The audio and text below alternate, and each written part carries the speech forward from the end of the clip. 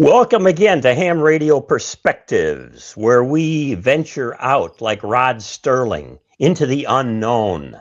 And boy, oh boy, are we venturing out into the unknown today. I'm Quinn, K8QS.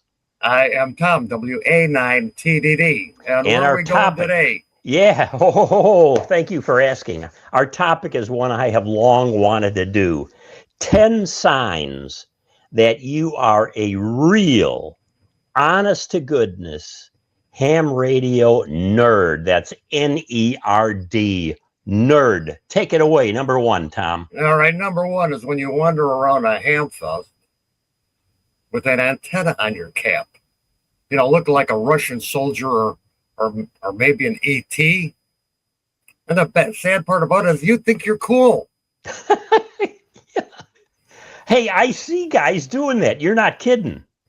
Right. I think we should have one of those beanies with a propeller on, generating enough voltage to flash LEDs with your call sign on it. What did you call those Russian hats, by the way, they used to wear with the little thing sticking up? Do you remember? Yeah, the German ones, the Prussian ones. The Prussian ones, yeah. Yeah, that's called a pickle hob. Pickle hob. Okay, so what we ought to do, Tom, is buy about 50 of those and sell them at a booth at a Hamfest. Right. With sparks coming off of it. Oh man, that would be great. Okay, here's number two, that a real sign that you're a ham radio nerd. Now, be careful. I have to do this in a way that's not XXX rated. Number two is when your HT's rubber ducky is 10 times longer than your own personal ducky. Even when your personal ducky is at full mast. Hey, Tom, come back here. Come on.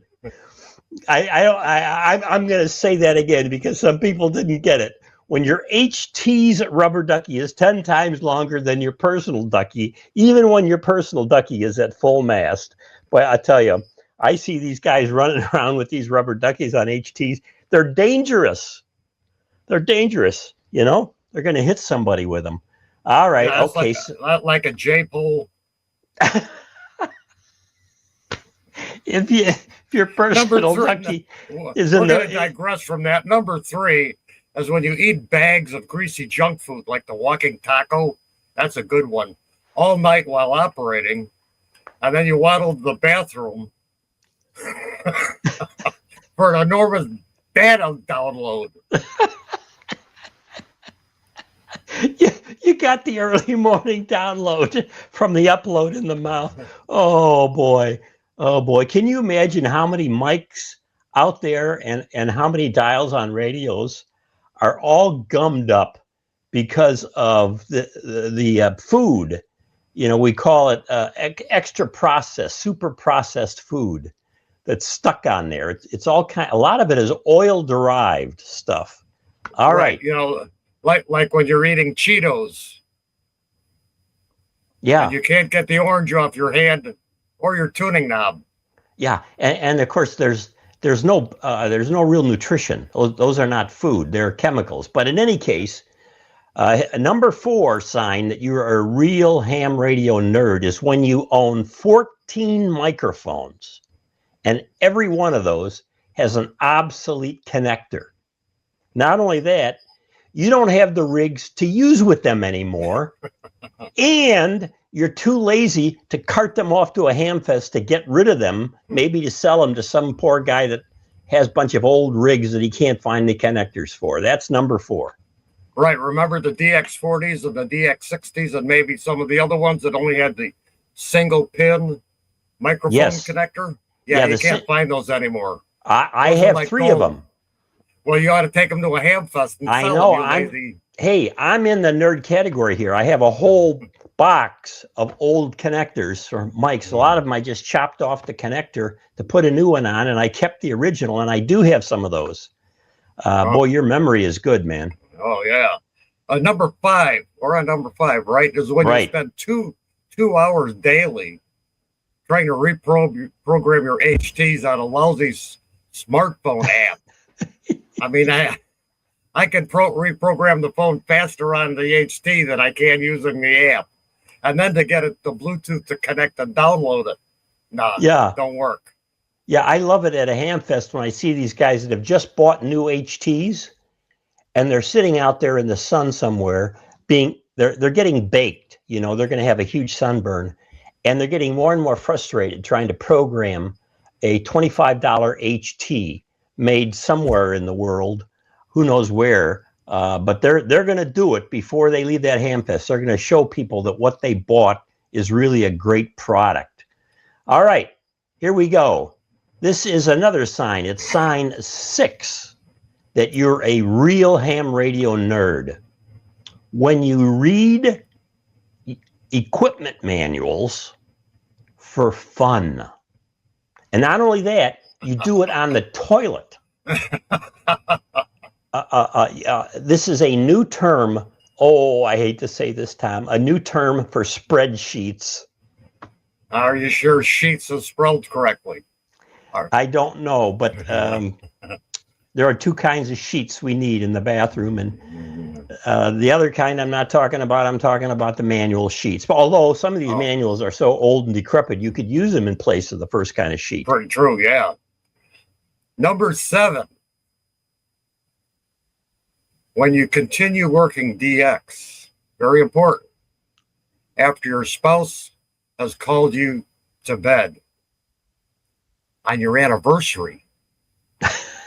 That's really pushing it, Quinn. Oh, I bet there are hams that have done that, especially these super duper DXers that are just killing themselves trying to get that one country.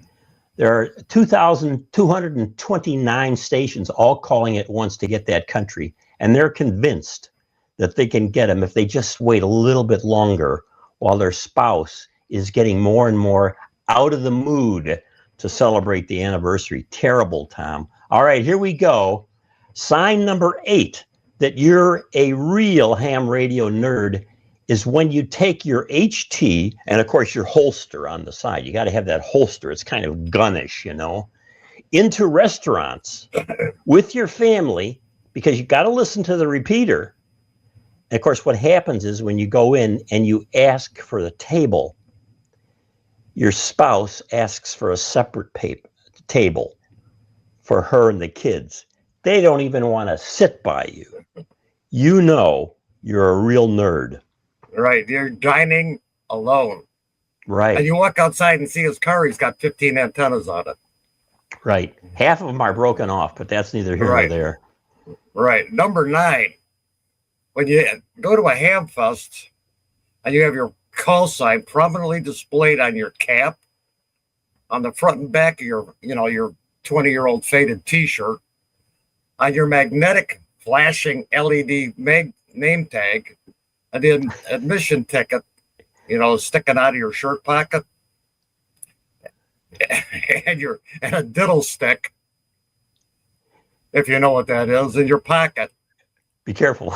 Just in case. Just in case. Yes. But you never brought a pen to fill out the raffle ticket. Yeah. I go to these bigger Hamfests, Tom, and I go where you have to fill out the tickets. They have tables, fill out the raffle ticket.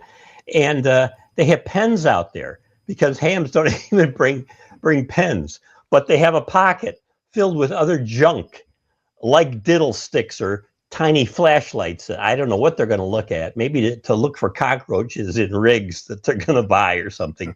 See our video on the time that the cockroaches attacked and ate up my rig. So thanks for that one, Tom. Okay, here is number 10, the ultimate sign that you're a real ham radio nerd. When you are emotionally attached to your equipment that hasn't worked for 20 plus years. It's just sitting out there in the garage, the barn, in the basement where it's getting old, moldy, but you cannot sell it because you are emotionally attached. Once upon a time, like an old girlfriend, you were in love with that equipment and you just can't part ways. Divorce is not an option with many hams. So they continue on until that piece of rig is definitely unsellable. And then their family comes to take care of the estate, and they look at that and they say, toss it, baby, toss it. So these are 10. What's that? That's when you bring out the 3-yard dumpster and all Dad's junk. Yeah. Okay. So these are 10 signs that you're a real ham radio nerd. Now, we put a lot of time and effort into this because what we do on Ham Radio Perspectives is not just about the technology. It's not just about reviewing the latest of 10,000 HTs that came out from China this year.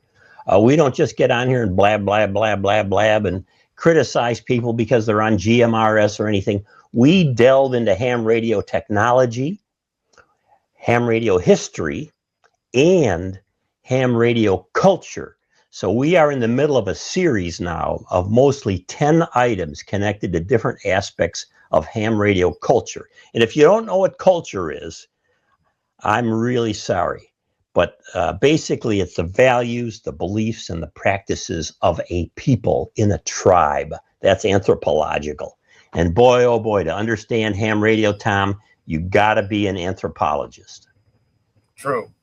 All right. So join us again. Hit that thumbs up. We rarely get 100% thumbs up. We're going to do a video on that too, by the way. All of our experience with YouTube, we've learned a lot about what hams are like and how they respond on YouTube. So thanks for tuning in. I'm Quinn, K8QS.